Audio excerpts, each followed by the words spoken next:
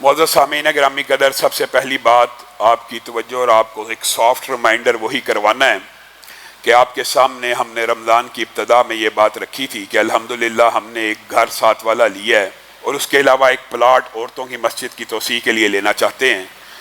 آپ سب کے لیے اور ہمارے لیے بھی خوشخبری کی بات ہے کہ الحمدللہ گھر کے اعتبار سے پیمنٹ کا ایک بڑا حصہ الحمدللہ ادا بھی ہو چکا ہے اور چند دنوں میں انشاءاللہ وہ ہمارے نام بھی ہو جائے گا۔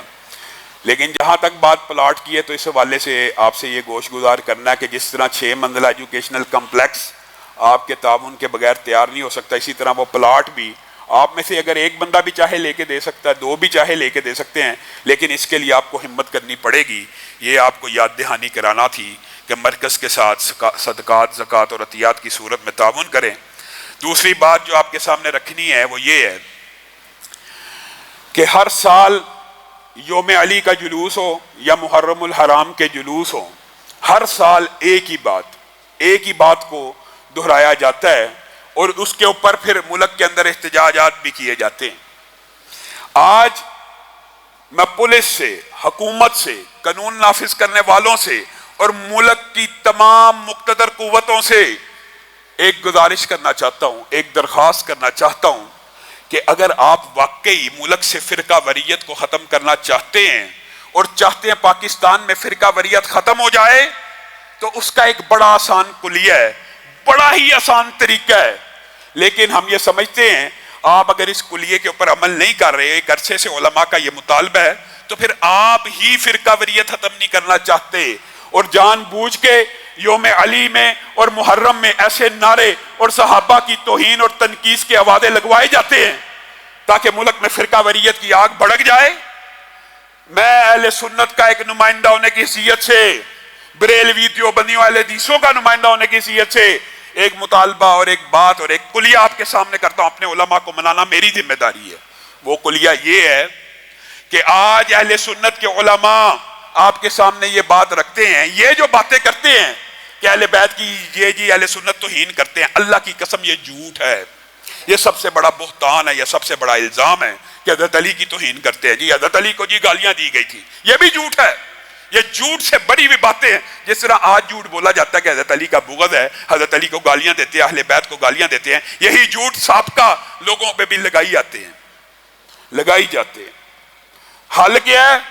حضرت ابو بکر سے لے کے حضرت ابو سفیان تک، حضرت ابو بکر سے لے کے حضرت ابو سفیان تک جتنے بھی صحابی ہیں، اگر کوئی اہل سنت کا بندہ ہو یا اہل روافظ کے اندر کوئی بندہ موجود ہو، وہ ان کی توہین کرے، اس کی زبان کو کاٹ ڈالا جائے۔ اور اگر میں بات کی ابتدا یہاں سے کروں تو زیادہ بہتر ہے۔ محمد الرسول اللہ صلی اللہ علیہ وسلم سے لے کر حسن حسین، امام زین العابدین، امام باقر، امام جعفر، کوئی بندہ اہل بیت میں سے کسی کی توہین کرے، اس کی بھی زبان کو کاٹ ڈالا جائے۔ اہل سنت کا نمائندہ ہو کے کہہ رہا ہوں کہ اہل بیت میں سے، ان میں سے کسی بھی کی کوئی بھی اگر آپ یہ الزام لگاتے ہیں اہل سنت توہین کرتا ہے تو ہم آپ کو یہ کہہ رہے ہیں اس کی زبان کو کاٹ ڈالا جائے، لیکن اس کے بدلے میں کسی صحابی کی بھی اگر کوئی توہین کرتا ہے اس کی زبان کو بھی کاٹا جائے۔ اور آج کراچی کے اندر یوم علی کے جلوسوں نے اور مجلسوں نے اس بات کو ثابت کر دیا ہے، جو علماء 20 سالوں سے آپ کے سامنے یہ بات رکھتے تھے، یہ صحابہ کو برا بھلا کہتے ہیں، گالیاں دیتے ہیں، آپ کہتے ہیں نہیں وہ بنو امیہ بنو ہاشم کی لڑائی ہے، حضرت امیر معاویہ کو برا کہتے ہیں، بس حضرت ابو سفیان کو، حضرت امیر معاویہ حضرت ابو سفیان کو بھی برا کہنے کی اس دھرتی کے اوپر اجازت نہیں ہے۔ لیکن آپ نے وہ مجلسیں سن لی ہیں، آپ نے وہ جلوس دیکھ لیے ہیں، اس لیے میں کہا کرتا ہوں حضرت امیر معاویہ، ابو بکر جتنے بھی متقی ہو جائے ان کو نہیں بخشا جائے گا، کیونکہ ابو بکر و عمر و عثمان کو نہیں بخشا گیا۔ بتائیے، کہتے تو یہ ہیں کہ حضرت امیر معاویہ کے ساتھ معاملہ تھا حضرت ابو سفیان، تو ابو بکر و عمر و عثمان کو گالیاں کیوں دی گئی، ان کے خلاف عرضہ سرائی کیوں دی گئی؟ یہ کرونا بھی بذات خود بھی یو ٹرن بن چکا ہے، کرونا بھی یو ٹرن ہے۔ جلوسوں کو نہیں چھیڑوں گا، مجلسوں کو نہیں چھیڑوں گا، اعتکاف والوں کو نہیں چھوڑوں گا، مسجدوں کے اندر آؤں گا، جلوسوں میں نہیں جاؤں گا۔ آپ نے یہ جو قوم کو دو لفظ کی ہے، آپ خود تقسیم کرنا چاہتے ہیں، آپ خود فرقہ وریت کی آگ کو بھڑکانا چاہتے ہیں، ورنہ فرقہ وریت تو اس کلیے سے ختم ہو جائے، کسی بھی صحابی کی توہین کرنے والے کی زبان کاٹ دی جائے، کسی بھی اہل بیت کی توہین کرنے والے کی زبان کاٹ دی جائے، آپ چاہتے نہیں ہیں۔ عجیب افسوس ہوتا ہے کئی باتوں کے اوپر، وقت زیادہ ہو گیا، اپنی بات کو ختم کرتا ہوں۔ میرا جسم میری مرضی کے جلوسوں کو سیکیورٹی، روافظ کے جلوسوں کو، یوم علی کے جلوسوں کو سیکیورٹی، اور کوئی بندہ باہر نکلے اس کو مرغا بنا دیا جاتا ہے، اس کی ریڑھی کو گرا دیا جاتا ہے، اس کو ٹھڈے مارے جاتے ہیں۔ میرا جسم میری مرضی والے کو سیکیورٹی ہے، اور میری عبادت میری مرضی مسجد کے اندر ایس او پیز کے ساتھ۔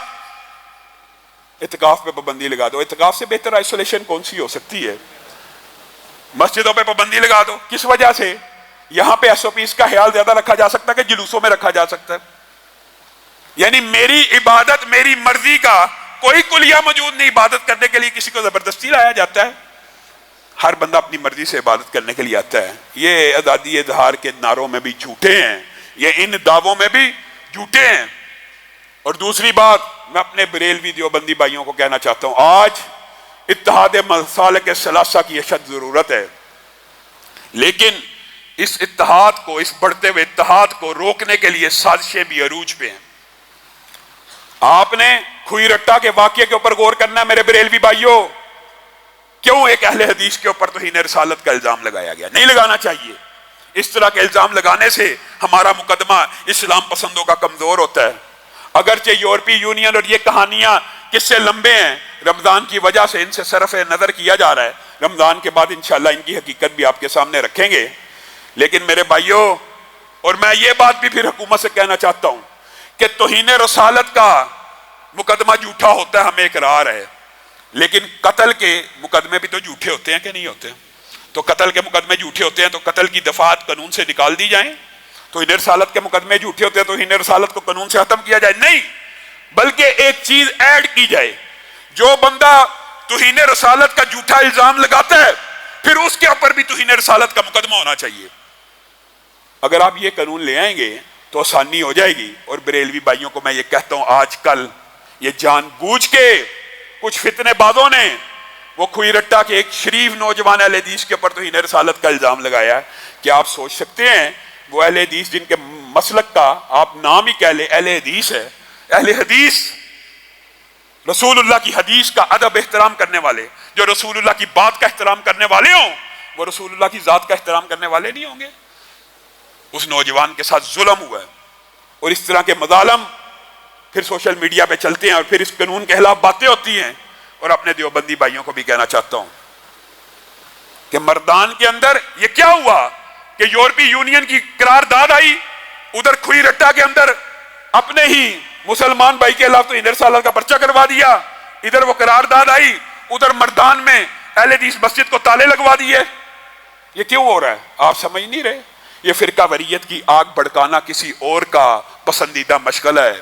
امت کو ایک ہونا چاہیے۔ اہل حدیث دیوبندی بریلویوں نے اگر مقابلہ کرنا ہے لبرلزم، سیکولرزم، ان موبتی مافیا کا، آنٹیوں کا، ان دین دشمنوں کا، ان اللہ کا انکار کرنے والے ملحدوں کا، تو ہم سب کو ایک ہونا پڑے گا، اور ہم انشاءاللہ ایک ہوں گے۔ اتحاد بڑھ رہا ہے، قربتیں ہو رہی ہیں، فاصلے سمٹ رہے ہیں۔ اللہ رب العزت اس وطن عزیز کی حفاظت فرمائے۔